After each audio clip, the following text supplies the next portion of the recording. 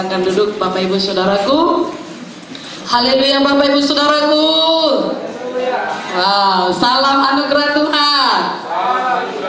Sehat semua? Sukacita semua?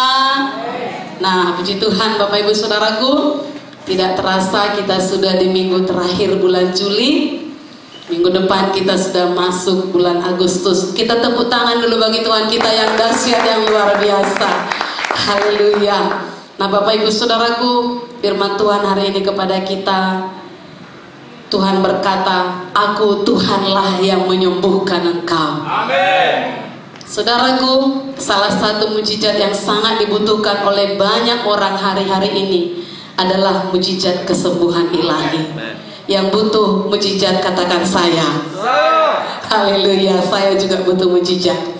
Saudaraku, banyak orang mengalami sakit penyakit hari-hari ini, baik itu penyakit ringan maupun yang berat. Kalau sekiranya saudara tidak sakit, tetaplah buka hati. Firman Tuhan ini jawaban bagi kehidupan kita. Tetaplah sehat. Dan kalau saudara sakit ataupun keluarga saudara sakit, percayalah Tuhan berjanji akan menyembuhkan. Amin. Saudara kekasih, pertanyaan di sepanjang sejarah umat manusia, mengapa Tuhan mengizinkan sakit penyakit? Mengapa ada kecelakaan? Mengapa ada bencana? Mengapa ada kematian dan berbagai hal negatif menimpa manusia? Dan Alkitab kita sangat lengkap dan memberikan jawabannya. Secara umum dalam Kejadian 3 ayat 16 sampai 19 dituliskan tentang kejatuhan manusia ke dalam dosa. Bahwa sejak manusia pertama jatuh ke dalam dosa, roh mereka dipisahkan dari Allah. Akibatnya, pikiran dan pengertian mereka menjadi gelap dan tubuh mereka menjadi tidak sempurna lagi. Maka sejak itulah sakit penyakit dan maut berkuasa atas tubuh manusia. Bahkan bencana, penderitaan, dan semua hal yang jahat dialami oleh manusia. Alkitab menuliskan penyakit datang, ya memang itu tadi, terutama karena dosa. Dan iblis jadi berkuasa. Karena iblis, kata firman Tuhan. Lukas 13:16 menuliskan mengenai seorang perempuan yang sudah bungkuk belasan tahun, dan jelas dituliskan karena diikat oleh iblis. Kemudian karena manusia sudah dalam dosa, penyakit itu memang dikatakan karena kelemahan fisik.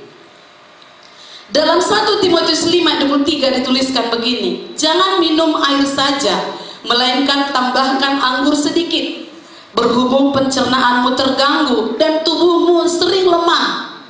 Nah, diakui di sini Timotius, murid Paulus, tubuhnya lemah. Jadi kelemahan fisik. Timotius menderita gangguan perut. Dan Alkitab kita dikatakan Alkitab yang lengkap tentunya saudaraku, yang membahas segala pengertiannya, dikatakan mungkin itu disebabkan oleh unsur alkali air di Efesus. Kalau kita mungkin saudaraku ada air yang gak sehat kita minum, bisa saja pencernaan kita terganggu. Kira-kira begitulah Timotius. Oleh karena itu Paulus menganjurkan agar Timotius menambahkan sedikit anggur pada air untuk menawarkan efek yang berbahaya dari unsur air tersebut. Dan menurut tulisan Yunani kuno di bidang pengobatan, anggur yang dipakai untuk mengobati perut itu tidak yang memabukkan. Dan karena menghormati Paulus, Timotius menggunakan sedikit anggur bila perlu dan hanya untuk maksud pengobatan. Jadi saudaraku, kita jangan salah dalam pengertian kita. Ya, ayat ini bukan dengan maksud minum anggur yang memabukkan demi memuaskan keinginan nafsu daging, bukan. Diterangkan di situ hanya untuk maksud pengobatan. Jadi sedikit anggur katanya. Tapi ada beberapa orang yang pikirannya dibutakan dan berkata, orang firman Tuhan menuliskan kok minum anggur katanya, lalu diminumnya yang memabukkan. Bukan demikian maksudnya.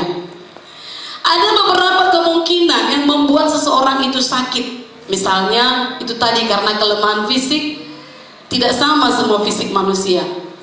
Ya, karena kurang olahraga mungkin, sehingga aliran-aliran darah tersumbat, tidak menjaga pola makan, tidak berhikmat, karena kebodohan, kata firman Tuhan. Nah saudaraku, jadi jangan cepat menarik kesimpulan. Oh ini karena dosaku lah ini. Oh ini karena setan lah ini. Jangan cepat menarik kesimpulan. Juga jangan mengukur Tuhan dengan pikiran dan ukuran pikiran kita, ukuran manusia yang terbatas. Karena itu, kita pelajari Alkitab baik-baik supaya jangan salah konsep gara-gara kurang mengerti. Kemudian, setelah kita belajar firman, kita introspeksi diri baik-baik supaya kita menjadi orang Kristen sejati yang menyenangkan hati Tuhan. Sehingga kalaupun sekiranya ada penyakit datang, kita bukan menjadi Kristen yang ogah-ogahan dan tidak percaya lagi kepada Tuhan. Saudara kekasih, kalau sedang sakit, berdoalah, kemudian evaluasi diri baik-baik. Apa kata firman? Baru menarik kesimpulan secara tepat, sehingga kita dapat memahami kehendak Tuhan dalam hidup kita. Amin. Haleluya. Jangan mengutuki diri dan jangan selalu menyalahkan diri dan apa saja. Tapi kita belajar firman, kita berdoa dan kita evaluasi diri sehingga kita dapat memahami kehendak Tuhan. Yang pasti Tuhan kita adalah Jehovah Rafa, Tuhan yang menyembuhkan. Mari kita baca Keluaran 15 ayat 26 bersama-sama. Keluaran 15 ayat 26. Kita buka Alkitab kita bersama. Ada di layar, mari kita baca sama-sama. 1, 2, 3. Firman-Nya, jika kamu sungguh-sungguh mendengarkan suara Tuhan Allahmu dan melakukan apa yang benar di matanya dan memasang telingamu kepada perintah-perintahnya dan tetap mengikuti segala ketetapannya, maka aku tidak akan menimpakan kepadamu penyakit manapun yang telah kutimpakan kepada orang Mesir, sebab aku Tuhanlah yang menyembuhkan engkau. Tuhan menyatakan dirinya sebagai Tuhan penyembuh, Jehovah Rafa. Akulah Tuhan yang menyembuhkan engkau. Tuhan memperkenalkan dirinya. Tadi saya katakan semua hal jahat yang menimpa manusia bukan berasal dari Tuhan, tetapi dari iblis dan roh-roh jahat akibat dari kejatuhan manusia dan akibat dosa. Namun kita baca Roma 5 ayat 17 sampai 18. Bapak Ibu dapat lihat Alkitabnya, saya bacakan. Sebab jika oleh dosa satu orang, yaitu Adam, manusia pertama, maut telah berkuasa oleh satu orang itu, sejak itulah maut berkuasa, maka lebih benar lagi mereka yang telah menerima kelimpahan kasih karunia dan anugerah kebenaran, kita yang menerima Tuhan Yesus yang adalah jalan, kebenaran dan hidup, akan hidup dan berkuasa. Katakan amin. Oleh karena satu orang itu, yaitu Yesus Kristus. Sebab itu sama seperti oleh satu pelanggaran semua orang beroleh penghukuman, demikian pula oleh satu perbuatan kebenaran semua orang beroleh pembenaran untuk hidup. Memanglah manusia sudah semua di bawah kutuk, tapi kita yang sudah menerima penebusan Yesus Kristus, kita sudah beroleh pembenaran untuk hidup. Galatia 3 ayat 13 sampai 14 menuliskan, Tuhan Yesus sudah menanggung semua kutuk. Penyakit itu, firman Tuhan berkata, perjanjian lama kutuk, ya, supaya melalui Dia kita menerima berkat Abraham, dan dengan iman kita menerima roh yang telah dijanjikan.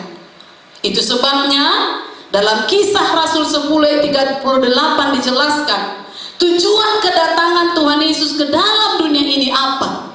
Di sana dituliskan, Dia yang berjalan berkeliling sambil berbuat baik dan menyembuhkan semua orang yang dikuasai iblis, sebab Allah menyertai Dia.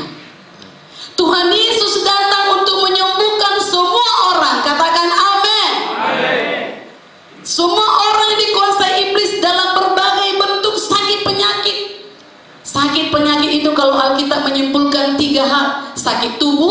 sakit fisik, bukan, tubuh fisik sama, sakit jiwa dan sakit roh. Yang manapun itu, Tuhan datang menyembuhkannya. Tuhan tidak menghukum kita dengan sakit penyakit. Sejahat-jahatnya ayah tidak akan menghukum anaknya dengan hal yang keji, betul? Betul? Apalagi Bapa kita di sorga. Bapa di sorga mengasihi kita. Ia datang untuk menyelamatkan kita dan menyembuhkan kita. Itu satu paket. Keselamatan dan kesembuhan itu satu paket. Jangan hanya percaya kalau aku nanti kelak mati ke sorga, tapi kalau sekarang sembuh kita nggak percaya. Satu paket, keselamatan dan kesembuhan itu satu paket. Amin.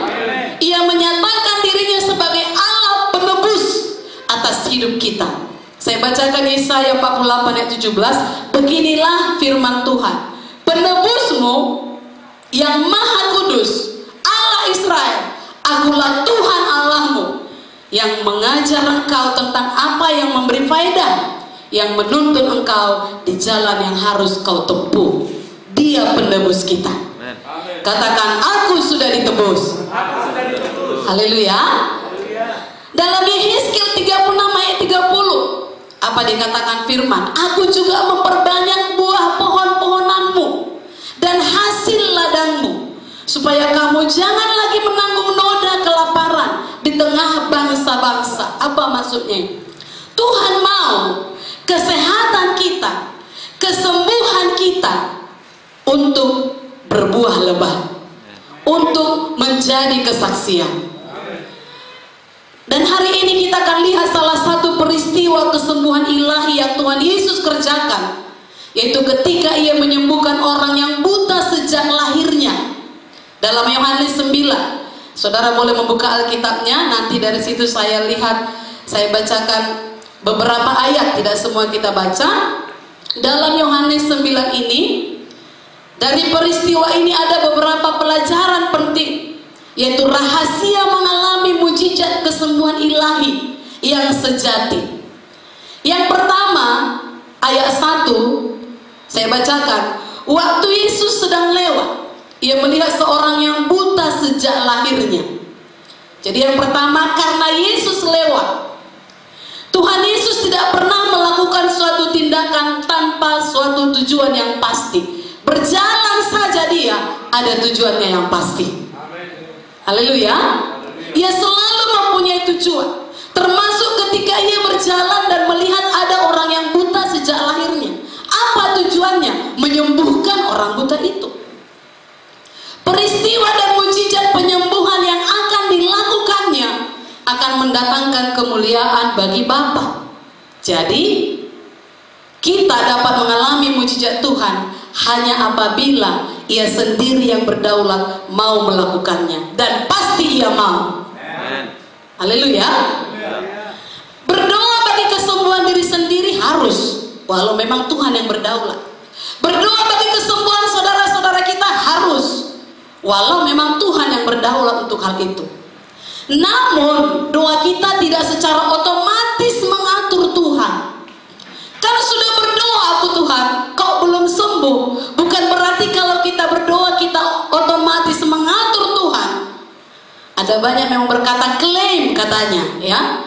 Bukan berarti kita mengatur Tuhan. Tuhan tetap berdaulat. Ia punya maksud dan tujuan tersendiri. Kalau sembuh apa maksudnya? Kalau belum sembuh apa maksudnya? Dia yang berdaulat, yang tidak bisa digugat siapapun.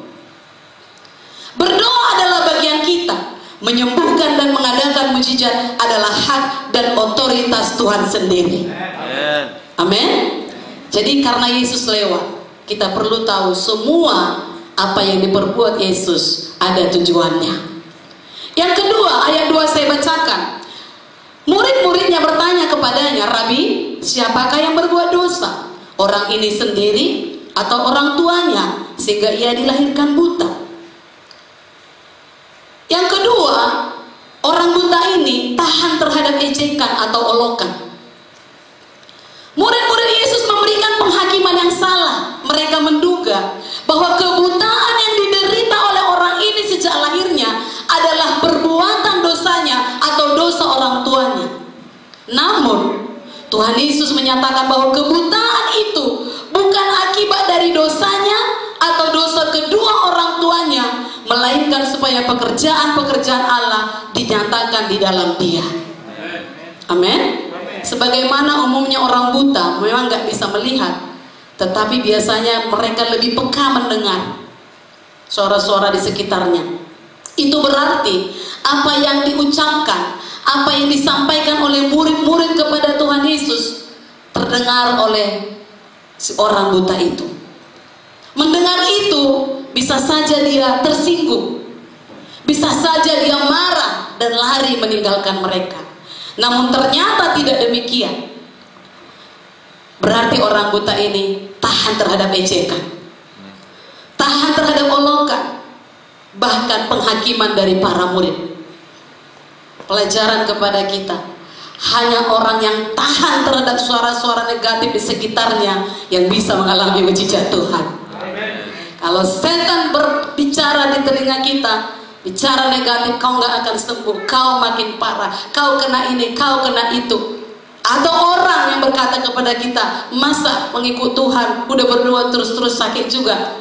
Kalau kita langsung lemah iman kita, bisa saja mujizat nggak terjadi. Tapi kalau kita tahan terhadap ejekan tersebut dan kita berkata, yang ku perlu Tuhan bukan kau, yang ku perlu kuasa Tuhan bukan ucapanmu, maka itulah yang mengalami mujizat Tuhan. Yang penting bukan apa kata orang, tapi apa kata Tuhan. Amen. Tuhan berkata, aku penyembuhmu, itu yang penting. Haleluya. Yang ketiga dikatakan, saya bacakan ayat 6-nya. Setelah ia mengatakan semuanya itu, ia meludah ke tanah dan mengaduk ludahnya itu dengan tanah, lalu mengoleskannya pada mata orang buta tadi. Sebenarnya ini ketiga penyerahan pada cara Tuhan Yesus bekerja. Sebenarnya Tuhan Yesus bisa langsung menjamah mata orang buta itu sambil berkata, jadilah kepadamu sebagaimana imanmu. Bukankah cara seperti itu yang Tuhan lakukan terhadap dua orang buta lainnya yang dituliskan dalam Matius 9? Begitu saja kata Tuhan. Namun kali ini apa yang dibuat Yesus? Ia meludah ke tanah, mengaduk ludahnya itu dengan tanah, mengoleskannya pada mata orang buta itu.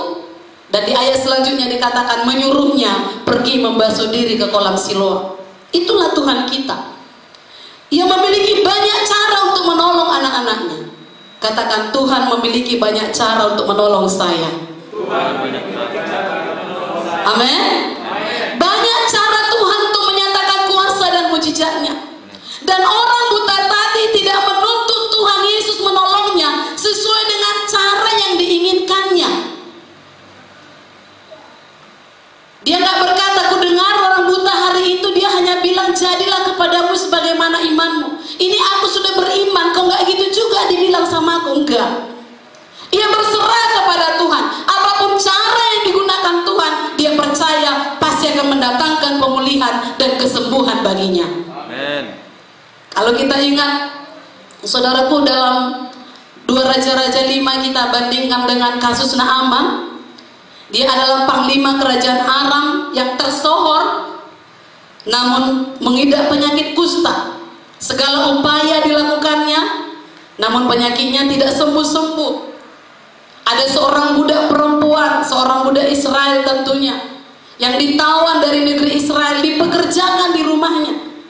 Dia memberitahu kepada istri Naaman bahwa ada nabi di Israel, yaitu Nabi Elisa yang dipakai Tuhan untuk melakukan mujizat kesembuhan.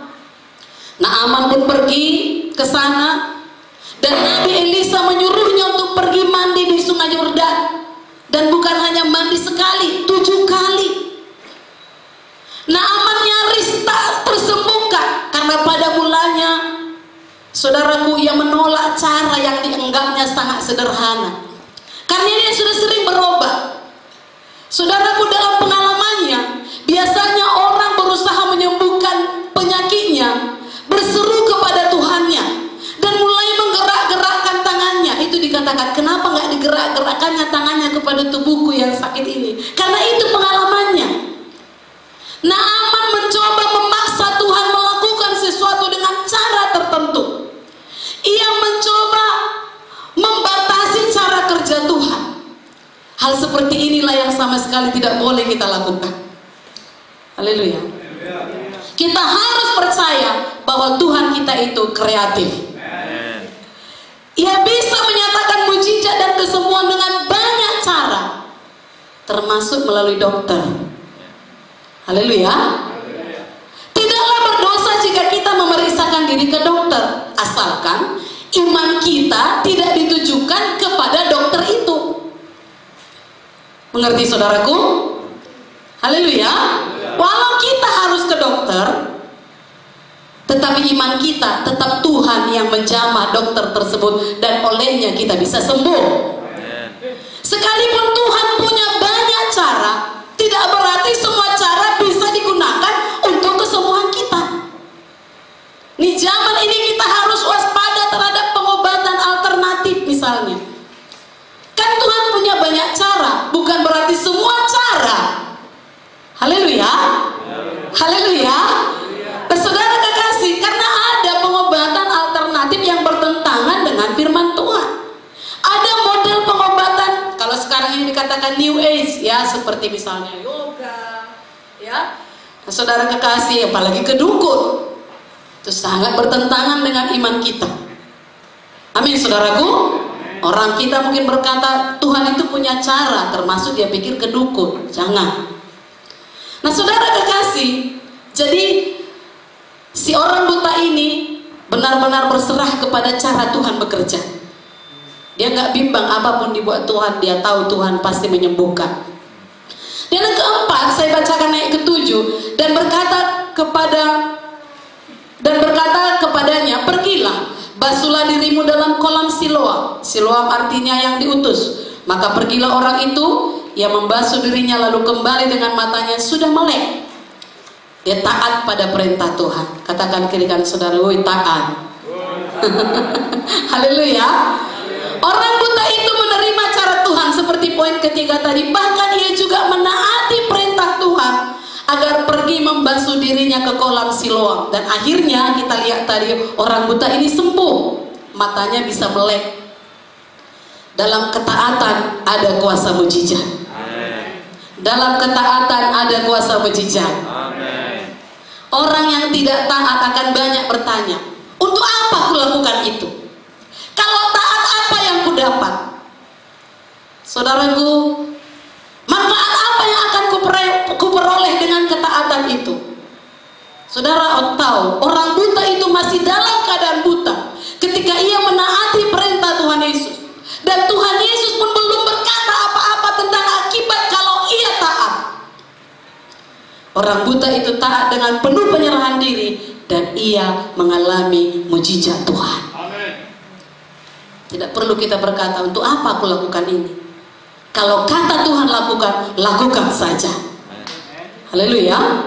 Sama halnya dengan ke-10 orang kusta yang datang kepada Tuhan Yesus memohon belas kasihannya. Dikatakan, dan sementara mereka di tengah jalan, mereka menjadi tahir. Karena di awal dikatakan, pergilah, perlihatkanlah dirimu kepada imam-imam. Padahal itu hal yang gak bisa dilakukan. Jangankan ketemu imam, ketemu masyarakat pun gak bisa pada waktu itu orang kusta. Tapi begitulah cara Tuhan bekerja. Saudara kekasih, kalau orang kusta itu berkata, mana bisa kami ketemu imam dengan penyakit ini? Tapi mereka pergi saja, dan ke-10 orang kusta itu taat untuk pergi memperlihatkan diri kepada imam-imam. Dan ketika mereka taat, mujizat kesembuhan terjadi. Amen. Sayangnya endingnya memang hanya 1 yang bersyukur, 9 lagi nggak tahu bersyukur. Mari kita suka bersyukur kepada Tuhan. Amin. Nah saudara kekasih, jika kita sudah di dalam Tuhan, gak ada pilihan lain, harus taat. Apa saudaraku? Harus taat. Kita harus taat kepada firman Tuhan. Amsal 4 ini ayat biasa, kita baca ayat 20-22. Bolehlah kita bersama-sama membacanya. Amsal 4 ayat 20-22. Sama-sama kita membacanya. 1, 2, 3. Hai anakku, perhatikanlah perkataanku, arahkanlah telingamu kepada ucapanku, janganlah semuanya itu menjauh dari matamu, simpanlah itu di lubuk hatimu, karena itulah yang menjadi kehidupan bagi mereka yang mendapatkannya, dan kesembuhan bagi seluruh, dari ujung kepala sampai ujung kaki, bagian dalam bagian luar, sembuh dalam nama Yesus. Di sini dikatakan mata kita harus tertuju dan terarah kepada Tuhan. Artinya mata rohani kita harus fokus, memperhatikan dengan baik firman Tuhan. Tadi dikatakan arahkan telinga, berarti konsentrasi untuk mendengar firman. Jangan mau dialihkan oleh apapun. Itu mengarahkan telinga. Setiap kali kita membaca dan mendengar firman Tuhan, jangan berlalu begitu saja. Dikatakan tadi kita harus menyimpannya dalam hati kita. Haleluya. Kita harus menerima firman Tuhan dengan iman. Jangan ada pertimbangan atau bantahan. Pertimbangan atau bantahan itu kekhawatiran, kebimbangan. Mana mungkin, mana bisa, asalnya itu. Itu perbantahan, itu pertimbangan. Kenapa? Supaya firman itu akan berkuasa dan bekerja di dalam hidup kita. Haleluya saudaraku. Yaitu yang keempat, taat. Yang kelima, pertumbuhan rohani. Saya baca beberapa ayat. Ayat 12 dikatakan di sini, lalu mereka berkata kepadanya, di manakah dia? Jawabnya, aku tidak tahu. Ayat 17 dikatakan, lalu kata mereka pula kepada orang buta itu, dan engkau, apakah katamu tentang dia? Karena ia telah memelekkan matamu. Jawabnya, ia adalah seorang nabi. Ayat 35. Ayat 35 saya baca sampai 38. Yesus mendengar bahwa ia telah diusir keluar oleh mereka. Kemudian ia bertemu dengan dia dan berkata, percayakah engkau kepada Anak Manusia?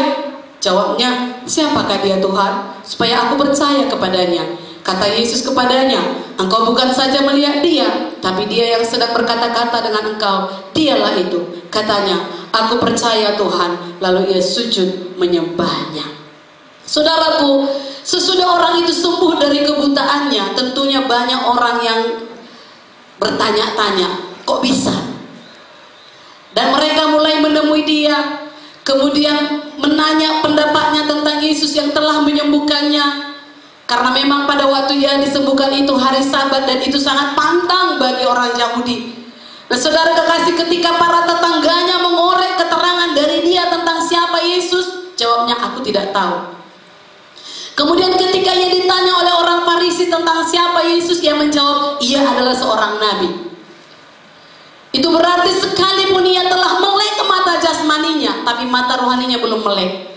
Dia belum tahu siapa Tuhan Yesus itu. Dia pertama masih belum tahu, yang kedua dia berkata nabi. Ia belum melihat Tuhan Yesus Kristus sebagaimana adanya. Ia keliru karena hanya melihat Yesus Kristus sebagai nabi. Dan apa yang dibuat Yesus? Yesus tidak berhenti. Yesus merasa perlu ketemu lagi dengan orang itu untuk menerangkan kepadanya. Dan waktu Tuhan Yesus bertemu dengan dia, Yesus bertanya, percayakah engkau kepada Anak Manusia? Dia masih bertanya, siapakah dia Tuhan, supaya aku percaya. Dan Tuhan Yesus menyatakan dirinya bahwa dialah Anak Manusia yang telah datang ke dalam dunia ini. Orang itu pun akhirnya melek secara rohani, mengenal Yesus dengan sebenar-benarnya, lalu ia sujud menyembahnya. Haleluya. Bukan sejak awal dia sujud menyembahnya, tapi setelah dia kenal. Nah saudaraku, apa gunanya mata jasmani melek, tapi mata rohani tetap buta? Biarlah dua-duanya mata kita melek. Haleluya. Jika mata rohani melek, melihat, terbuka, seseorang akan mengenal Yesus Kristus dengan benar dan sujud menyembah dia. Dia bukan sekedar nabi, dia Allah yang hidup, yang berkuasa atas sorga, atas bumi, atas bawah bumi. Dia Raja segala raja, dia Tuhan segala Tuhan. Haleluya saudaraku. Dengan mujizat kesemuan yang kita alami, Yehezkiel tadi, kita akan menghasilkan buah kesaksian. Jadi Tuhan dapat memperbanyak buah pohon-pohonan kita, buah ladang kita, yaitu buah kesaksian yang menjadi berkat bagi banyak orang. Jadilah berkat bagi banyak orang, amin.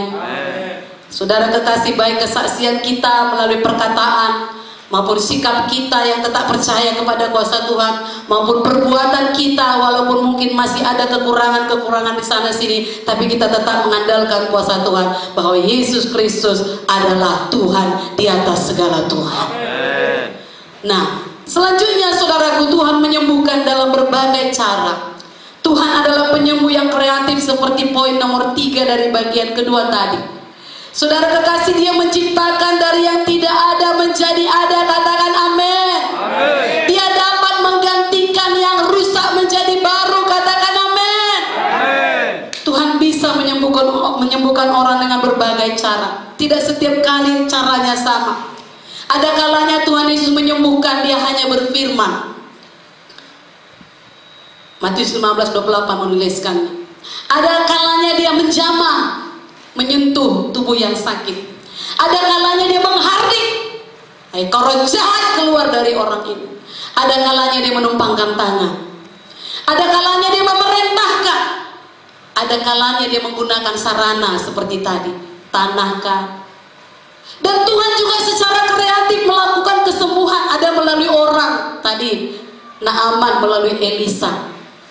Melalui Paulus dikatakan sapu tangannya. Melalui Petrus dikatakan bayangannya.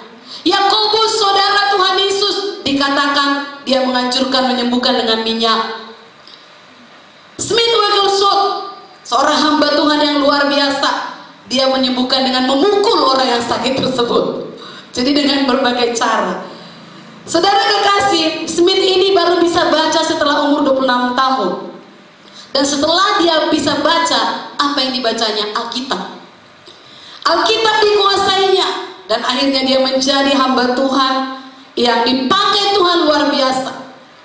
Dikatakan dalam buku-bukunya dia membangkitkan banyak orang mati. Kalau dia berdoa seperti saya katakan tadi untuk orang sakit, Tuhan suruh secara khusus memukul orang sakit. Sampai akhir hidupnya begitulah pelayanannya. Dan dahsyatnya, di umur 89 tahun dokter dari Swiss memeriksa giginya, tidak ada yang cacat satupun. Bayangkan, 89 tahun gak ada giginya yang cacat. Kita masih umur 30 udah berontokan sana sini. Tapi dia 89 tahun utuh giginya. Dan usia 91 tahun dia meninggal dalam keadaan tenang luar biasa. Tuhan memakai orang juga untuk menyembuhkan. Amin. Metode Tuhan menyembuhkan seseorang tidak pernah sama. Dia memiliki cara unik untuk menjamah kehidupan seseorang. Jangan cari metodenya, tapi cari sang penyembuhnya. Haleluya. Saudara kekasih, bagaimana kita terhubung dengan Yesus Kristus penyembuh itu? Itulah yang menentukannya. Bukan caranya, bukan metodenya, tapi hubungan kita dengan Dia. Apakah pada waktu kau sakit lalu mengeluh dan gak percaya lagi, itu gak terhubung lagi. Bagaimanapun situasimu, tetaplah terhubung dengan Dia penyembuh tersebut. Fokuskan hidup kita kepada Yesus. Dia yang berjanji, aku datang untuk memberikan hidup pada domba-dombaku dan hidup dalam segala kelimpahan. Itu termasuk kesehatan dan kesembuhan. Itu bukan melulu materi. Hiduplah dalam segala kelimpahan. Sehatlah dan sembuhlah dari segala penyakit. Ayat 10a-nya dikatakan iblis datang hanya untuk mencuri, membunuh, dan membinasakan. Namun ketika kita datang pada Yesus, Yesus yang di dalam kita itu akan merebut kembali apa yang dicuri setan tersebut. Haleluya. Kalau setan mencuri kesehatanmu, jangan terima begitu saja. Yesus, engkau di dalamku. Setan datang mencuri, membunuh dan membinasakan. Dia sudah curi kesehatanku, aku gak mau. Tuhan rebut kembali. Bersama kita merebutnya. Amin saudaraku. Haleluya. Nah, jika kita percaya kesembuhan ilahi di dalam Kristus Yesus, apakah masih perlu ke dokter? Tuhan masih memakai dokter. Amin saudaraku. Tuhan masih memakai dokter untuk menyembuhkan penyakit. Yesus sendiri pernah menyebut tentang tabib yang sekarang disebut dokter, sekalipun tidak untuk konteks ini. Dikatakan Lukas 5:31, lalu jawab Yesus kepada mereka, katanya, bukan orang sehat yang memerlukan tabib, tetapi orang sakit. Bahkan salah seorang murid Yesus sendiri adalah seorang tabib, dokter Lukas namanya, yang menurut sejarawan dia masih mempraktekkan ilmunya bahkan setelah kenaikan Yesus Kristus ke sorga. Dari mana kita tahu? Dalam Kolose itu, sidang Kolose sesudah Yesus naik ke sorga. Dalam Kolose 4:14, salam kepadamu dari tabib Lukas. Berarti masih hidup. Dia masih tetap melaksanakan ilmunya walaupun Yesus sudah naik ke sorga. Amin. Percayalah bahwa kuasa Tuhan masih ada hingga saat ini. Tangannya masih bisa menjangkau hidup kita. Terkadang dia memakai orang-orang di sekeliling kita seperti tadi Elisa, Paulus, Petrus, Smith. Terkadang dia memakai hamba Tuhan, dan juga dia terkadang memakai dokter untuk menunjukkan tangan kasih-Nya tidak pernah meninggalkan kita. Namun yang utama dari semua itu, iman kita kepadanya, kepada Tuhan. Itu yang menentukan. Itu faktor utama. Amin, saudaraku. Dokter dan obat-obatan adalah salah satu sarana tanggung jawab kita. Saudaraku, ini bukan berarti mujizat tidak berlaku. Jangan salah. Dengan pergi ke dokter bukanlah dosa, bukanlah pelecehan terhadap kuasa Tuhan dan kasih-Nya. Ke dokter dan makan obat bukan berarti mengurangi keyakinan kita akan pemeliharaan Tuhan atas kita. Bukan mengurangi keyakinan kita akan mujizat Tuhan yang mampu mengangkat sakit penyakit kita. Tetapi itu sebagai tanggung jawab kita menjaga tubuh kita. Amin, saudaraku. Dikatakan firman Tuhan bahwa tubuh kita adalah baik Roh Kudus, dan tanggung jawab kita memeliharanya baik Tuhan. Kalau ini namanya rumah Tuhan, bukan berarti Tuhan membersihkannya, bukan berarti Tuhan merawatnya. Siapa yang merawatnya? Kita. Begitu juga tubuh kita. Bukan berarti tanggung jawab Tuhan semuanya, tapi kita juga bertanggung jawab. Itulah sebabnya kita pergi ke dokter. Itu caranya kita bertanggung jawab.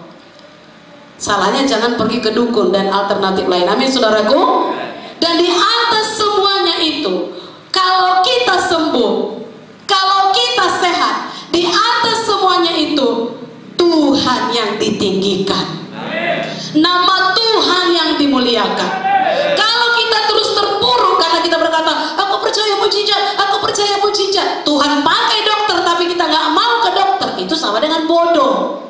Sama seperti yang pernah diceritakan Pak Gembala, orang yang hanyut tersebut. Sudah datang pun dikirim Tuhan menolong. Aku mau tangan Tuhan, aku percaya tangan Tuhan menolongku. Diutus lagi yang lain, aku percaya mujizat Tuhan. Didatangkan lagi pesawat, aku menunggu Tuhan datang. Akhirnya dia mati di Son Maradian. Dan waktu dia mati, dia bertemu Tuhan. Dikatakan, kenapa kau gak datangkan pertolongan kepadaku? Tuhan bilang, sudah berkali-kali ku suruh penolong, kau gak mau. Itu alatku, kata Tuhan. Haleluya, saudaraku. Haleluya. Dan poin selanjutnya, jangan ragukan kuasa Tuhan. Markus 9:23, katamu jika engkau dapat, tidak ada yang mustahil bagi orang yang percaya. Tidak ada yang mustahil bagi orang yang percaya. Sebagai orang percaya, kita patut bersyukur karena kita memiliki Tuhan yang hidup, yang tak terbatas kuasanya, maha sanggup. Karena kuasanya yang tak terbatas, tidak ada yang mustahil bagi Dia. Sebesar apapun persoalan atau masalah yang kita hadapi, Tuhan sanggup menolong. Mungkin kita bertanya, mungkinkah mujizat terjadi dalam hidupku? Sanggupkah Tuhan menyembuhkan sakitku? Sanggupkah Tuhan menolong aku? Ingat, kuasa Tuhan tidak pernah berubah. Kalau dahulu Dia sanggup melakukan mujizat, hari ini juga Ia sanggup. Alkitab berkata Yesus Kristus tetap sama, baik kemarin maupun hari ini dan sampai selama-lamanya. Buanglah segala kebimbangan. Haleluya. Kuasanya tidak terbatas. Dikatakan Markus 3:10, sebab Ia menyembuhkan banyak orang sehingga semua penderita penyakit berdesak-desakan kepadanya hendak menjamahnya. karena tak terbatas kuasanya. Kisah 4:33, dan dengan kuasa yang besar rasul-rasul memberi kesaksian tentang kebangkitan Tuhan Yesus, dan mereka semua hidup dalam kasih karunia yang melimpah-limpah. Pada zaman ini manusia cenderung semakin mengandalkan logika, pikiran manusiawinya. Survei menunjukkan bahwa manusia mulai semakin tidak mempercayai mujizat. Kesaksian tentang mujizat kesembuhan, nggak ada itu katanya. Ditanggapi dengan pikiran bahwa segala hal harus ada penjelasannya secara rasional, cocok dengan akal. Strategi iblis untuk menjauhkan manusia dari Tuhan masa-masa ini tidak lagi melalui misalnya intimidasi atau kekerasan, tapi melalui rasionalismenya, akalnya. Ketika manusia mulai kurang percaya dalam menanggapi mujizat, mereka semakin tidak mempercayai Tuhan. Bagian kita, anak-anak Tuhan, orang percaya, jangan terbawa arus yang cenderung mengandalkan akal, tapi tetaplah percaya Tuhan tak terbatas kuasanya. Haleluya saudaraku, haleluya. Saudara kekasih, ketahuilah bahwa Tuhan menyertai kita. Kalaulah misalnya sekiranya kita mengalami kelemahan, ada penurunan kesehatan fisik, mungkin sakitnya cukup lama, tetaplah berdoa, tetaplah berharap, tetaplah mohon pertolongannya, tetaplah percaya kuasanya tidak terbatas. Setidaknya selagi kita sakit, saat yang tepat untuk merenungkan kebaikan Tuhan. Dan jika kesembuhan ilahi terjadi pada kita, bersyukurlah, tapi jadilah kesaksian. Namun sekiranya belum sembuh, tetap bersyukur karena saudara masih hidup. Haleluya. Dan kalau masih hidup, Tuhan pasti menatang, Tuhan pasti menopang. Saudaraku, Dia memberikan kekuatan, Dia memberikan kemampuan untuk menghadapinya. Haleluya. Dan kesembuhan itu tidak selalu instan. Ini yang banyak orang maunya instan, karena sekarang ini super instan semua. Kisah 28 ayat 8-9 berkata begini. Ketika itu ayah Publius terbaring karena sakit demam dan disentri. Paulus masuk ke kamarnya, ia berdoa serta menumpangkan tangan ke atasnya dan menyembuhkan dia. Sesudah peristiwa itu datanglah juga orang-orang sakit lain dari pulau itu, dan mereka pun disembuhkan juga. Ayat 8 menceritakan mengenai kesembuhan yang instan, seketika. Bahasa asingnya yaumai. Tetapi dalam ayat 9 kata sembuh disebutkan sebagai terapeutik atau terapi, yang artinya adalah sembuh setelah beberapa waktu. Jadi dua kesembuhan di situ, seketika dan setelah beberapa waktu. Tidak semua kesembuhan itu seketika. Seperti yang saya katakan di awal, Tuhanlah yang punya kedaulatan. Jadi ada kesembuhan yang seketika dan ada juga kesembuhan yang melalui proses. Yang manapun itu, intinya tetap sembuh. Tugas kita hanya berdoa, percaya kalau kita yang sakit, kalau orang lain yang sakit, bagian kita mendoakannya, menumpangkan tangan. Masalah kesembuhan adalah otoritas Tuhan. Jangan pernah berhenti percaya. Haleluya. Dan tetap nantikan Tuhan sampai Ia bekerja, sebab oleh bilur-bilurnya kita telah sembuh. Sedikit lagi masih mau? Terimalah dengan iman. Sebab tanpa iman tidak mungkin berkenan. Yang Ia cari dalam diri kita adalah iman. Lukas 18 ayat 8 berkata, tetapi jika anak manusia itu datang, adakah Ia mendapati iman di bumi? Berdoa, dia dapati gak imanmu? Haleluya. Jadi syarat mendasar untuk menerima kesembuhan ilahi, beriman 100%. Jadilah kepadamu menurut imanmu, kata Matius 9. Saudaraku, sakit penyakit apapun tidak menjadi persoalan bagi Tuhan, karena Dia adalah dokter di atas segala dokter. Dia adalah tabib yang ajaib. Tetapi tanpa iman, kesembuhan ilahi tidak akan pernah kita alami. Punya iman. Matius 8:17 berkata, dialah yang memikul kelemahan kita dan menanggung penyakit kita. Bayangkan, dia yang memikul, dia yang menanggung. Katakan kepada Tuhan, Tuhan jangan aku yang menanggungnya, ini kau sudah menanggungnya. Haleluya. Ada banyak orang di Alkitab yang mencatat imannya yang menyembuhkan. Perwira yang hambanya sakit, Tuhan berkata, dia berkata, katakan saja sepatah kata. Begitu kuat imannya. Wanita yang 12 tahun pendarahan berkata, asal ku jamah saja jubahnya aku sembuh.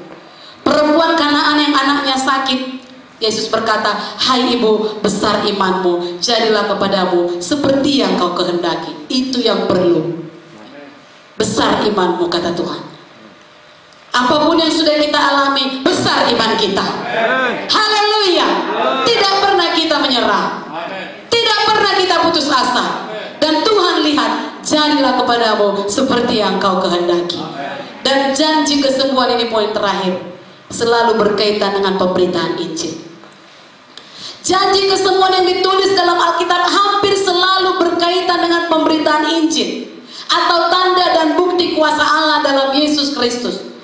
Kalau kita baca beberapa ayat, Matius 10:7 berkata begini, pergilah dan beritakanlah kerajaan sorga sudah dekat. Jadi pemberitaan Injil, barulah dikatakan sembuhkan orang sakit, bangkitkan orang mati, usirkan setan-setan.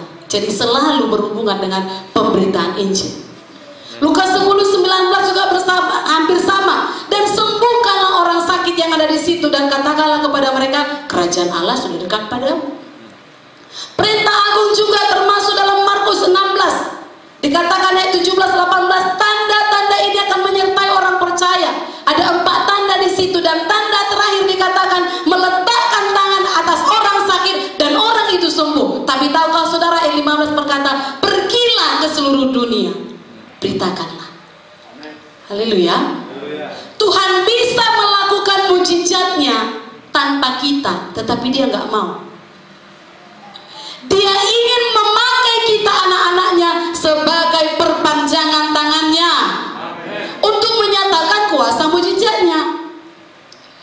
Pada gereja mula-mula, pada masa gereja mula-mula, Paulus mengabarkan Injil dan Tuhan melakukan mujizatnya melalui dia, sehingga orang-orang menerima Yesus dan menjadi percaya. Mereka percaya pada Paulus yang adalah utusan Tuhan. Bagian kita adalah tetap bersaksi, tetap beritakan Injil. Bagian Tuhan melakukan mujizatnya. Haleluya. Jangan tutup mulut kita. Kalaupun mungkin keadaan kita belum baik, bukan berarti kita tidak bersaksi. Kalaupun kita masih sakit, bukan berarti kita diam saja. Aku pun masih begini, gimana pula mau aku bilang sama orang Tuhan menolong, aku pun gak tertolong. Jangan. Tetap beritakan. Haleluya. Karena janji kesembuhan itu selalu berkaitan dengan pemberitaan Injil. Haleluya saudaraku. Sudah percaya semua kita sehat? Semua kita sembuh? Semua kita sanggup? Semua kita punya iman? Kuasa Tuhan tidak terbatas? Jadilah kesaksian. Mari kita berikan kemuliaan bagi Tuhan Yesus dan mari kita bangkit berdiri. Haleluya. Tuhan Yesus baik. Dia yang menyatakan dirinya, aku Tuhanlah yang menyembuhkan engkau.